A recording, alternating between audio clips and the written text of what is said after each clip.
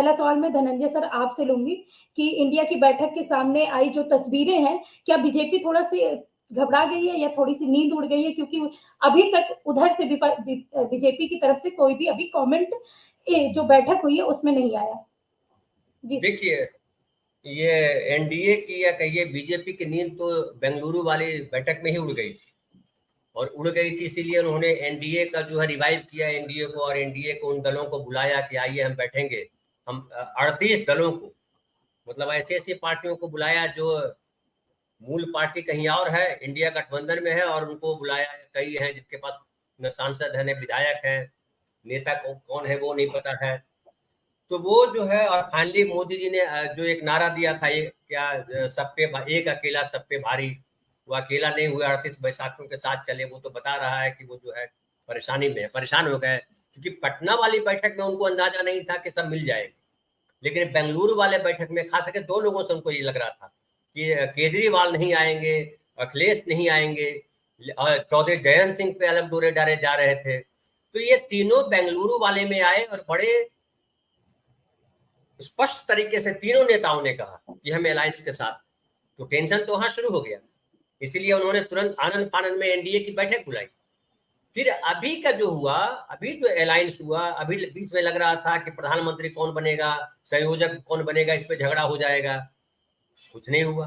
ये भी लग रहा था कि केजरीवाल के साथ अटैचमेंट इसलिए हुआ है कि वो जो है राज्यसभा में बिल आना है, दिल्ली सर्विस बिल, उसको लेकर के एक समझौता हुआ है। अब उसके बाद ये हो जाएगा तो केजरीवाल अपनी आदत के अनुसार पलट जाएंगे। केजरीवाल नहीं पलटे।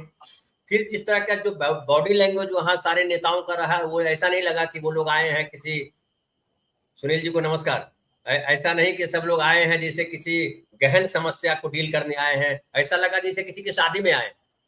और जो लालू प्रसाद यादव ने बोला वहां पटना में कि आप दूल्हा बन जाइए, हम बाराती बनने को तैयार हैं, तो लगा कि राहुल गांधी दूल्हा है और बाकी सब बाराती बन के आ गए। तो मैं ये नहीं कह रहा हूं कि प्रधानमंत्री पद के लिए राहुल गांधी का नाम घोषित हो गया है, लेकिन तो मैं ये कह रहा हूं नाराज फूफा का भी कोई रहेगा वहां पे माहौल, क्योंकि नाराज फूफा भी हो सकते हैं विपक्ष में।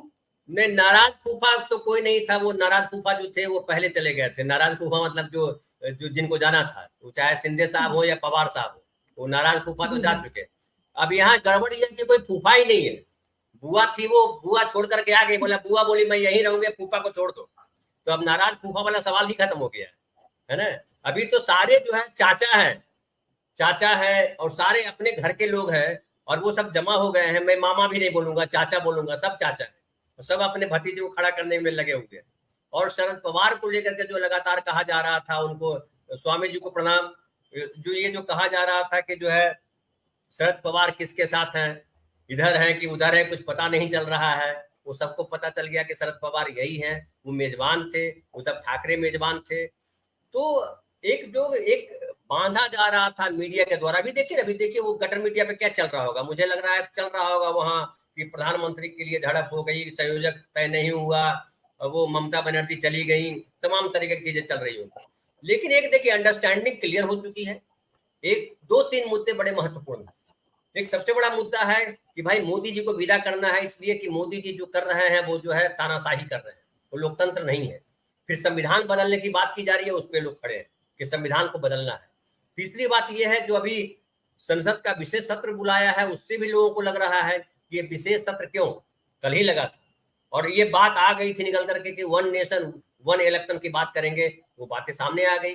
आपके आदित्यनाथ योगी जी ने कह दिया कि बड़ा अभिनंदन करने योग्य प्रयास है, तो जाहिर है उसमें बात करेंगे। ये क्यों कर रहे हैं? इस अचानक जो है ट्विटर पे जो है संसद, सुनील जी उस पर बढ़िया बतलाएंगे, मैं नहीं जानता हूँ, संसद मैंने कवर नहीं किया है, सुनील जी बतलाएंगे कि भाई ट्विटर पे खबर दी जा रही है। बताइए, ये तो हम लोग का राइटर एसोसिएशन भी ऐसा नहीं करता। हम लोग भी कहते हैं कि भाई मेल पे खबर दीजिए, व्हाट्सएप पे मत दे दीजिए। तो ये इस तरह की चीजें कर रहे हैं, इतनी गंभीर चीजें हैं। संसद सत्र बुलाना कोई मजाक नहीं है, कोई अपनी पार्टी की मीटिंग नहीं बुला रहे हैं। तो बहुत महत्वपूर्ण चीज है, उसको आप ट्विटर पे बोल देते हैं और अचानक किस लिए बुला रहे हैं, कोई एजेंडा आपके पास नहीं है। जब स्पेशल कोई मीटिंग होती है उसका एजेंडा क्लियर होता है पहले से कि भाई इस बात के लिए हम बुला रहे हैं। कहीं कोई चर्चा नहीं, संसदीय कार्य मंत्री ऐसा नहीं कह रहे हैं।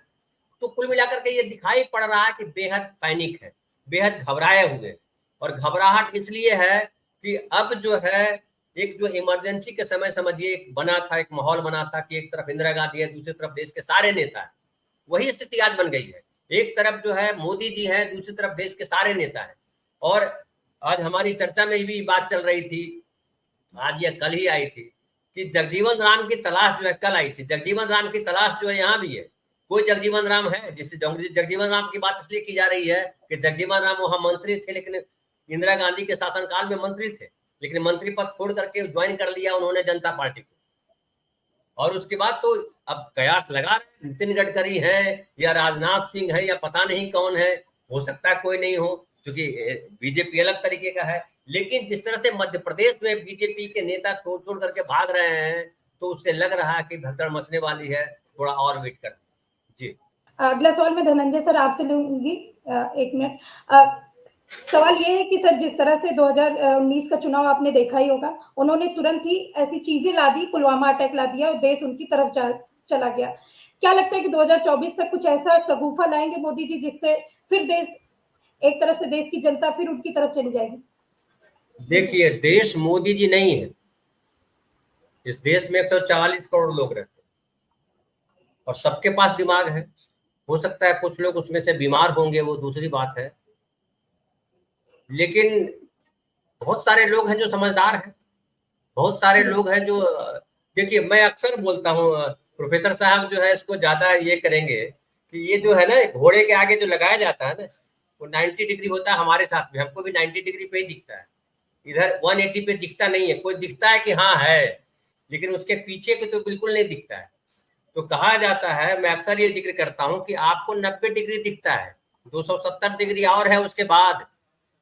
ये जो शेर जो जो जो अशोक स्तंभ में 4 शेर हैं, जो 3 हमको दिखाई पड़ते हैं, हमको आंखों से 3 ही दिखते हैं, चौथा दिखता नहीं है।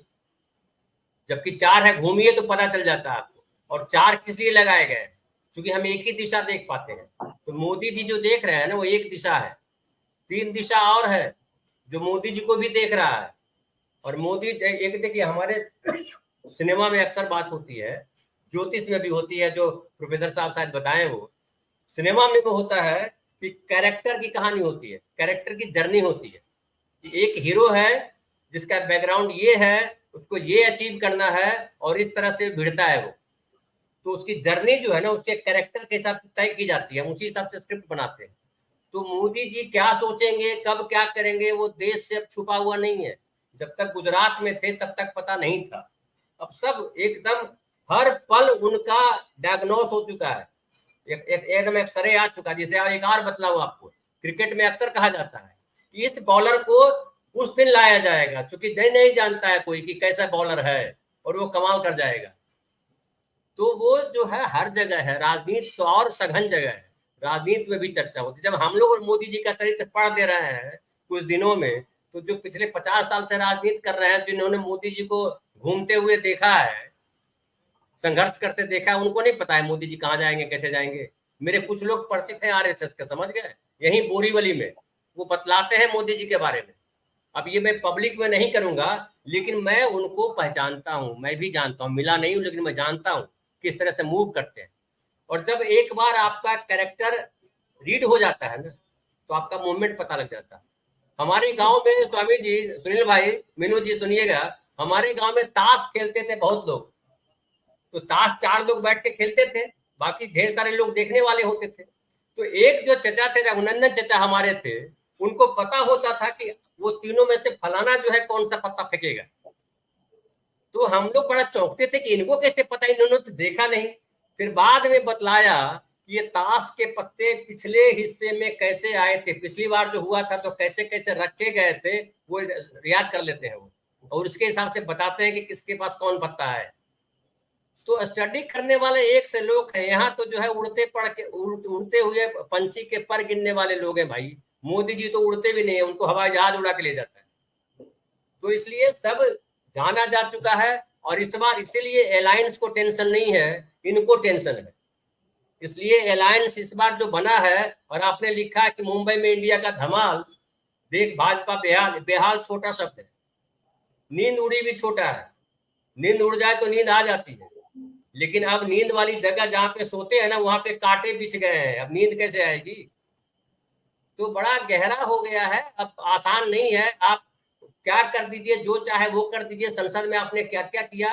और देखिए क्या होता है, एक हर आदमी का, वो मोदी जी की बात नहीं है, हर आदमी का एक उत्थान, एक उत्कर्ष और एक पतन होता है।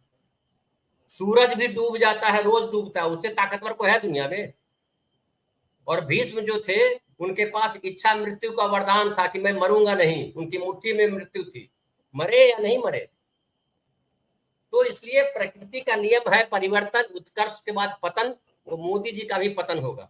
और मुझे लगता है कि जब एक सिनेमा में भी होता है कि एक कैरेक्टर एस्टैब्लिश है, उसको मात देने के लिए दूसरा एक निकलता है, वो पहले पिटता है, फिर पहले कोई भी धमका देता है, फिर धीरे धीरे वो बनता है और पता चलता है यार ये तो हीरो है। तो एक बसी बसाई सल्तनत को उखाड़ने के लिए जब हीरो आता है तो बहुत संघर्ष करना पड़ता है। बहुत लोग कहते हैं कि तुम उखाड़ पाओगे, जानते हो कौन है वो, लेकिन हीरो बोलता है मैं उखाड़ दूंगा, मैं जिद्दी हूं, और उखाड़ देता है। यही सिनेमा का सत्य है, यही हमारे पौराणिक कथाओं का सत्य है, यही हमारे रोज के जीवन का सच है। तो सच तो होता है, आप कितना ढकिएगा, वो बादल से सच ढकता नहीं है जी।